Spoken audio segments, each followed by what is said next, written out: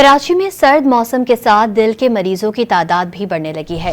قومی ادارہ برائے امراض قلب میں 30 سے 40% دل کے نئے مریض رپورٹ ہونے لگے۔ مزید جانتے ہیں ڈان نیوز کے نمائندہ انم مشکور سے۔ جی انم، بتائیے گا طبی ماہرین کا اس حوالے سے کیا کہنا ہے؟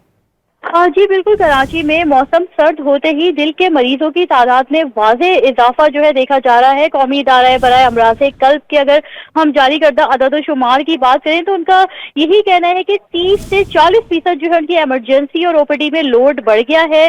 نومبر کی اگر بات کی جائے تو 515 مریض ایوریج یومیہ رپورٹ ہوتے تھے، جو کہ بڑھ کے دسمبر میں 700 سے 750% تک چلے گئے ہیں۔ 700 750 یومیہ مریض ہو گئے ہیں، جس کے بعد اگر ہم اسے مجموعی طور پہ کہیں تو 30 سے 40% تک مریضوں کی تعداد بڑھ گئی ہے، جو کہ ہارٹ اٹیک سے اور ہارٹ فیل سے متاثر ہو رہے ہیں۔ طبی ماہرین کا یہی کہنا ہے کہ اس موسم میں جو انجائنا کے مریض ہوتے ہیں یہ ان کے لیے بہت زیادہ رسکی ہے۔ انہیں اپنی ادویات کا خیال رکھنا چاہیے، اور خاص طور پہ جو ہارٹ کے مریض ہوتے ہیں اگر انہیں انفلوئنزا وائرس اٹیک کرتا ہے تو ان کو بھی ہارٹ اٹیک آنے کا خطرہ بڑھ جاتا ہے۔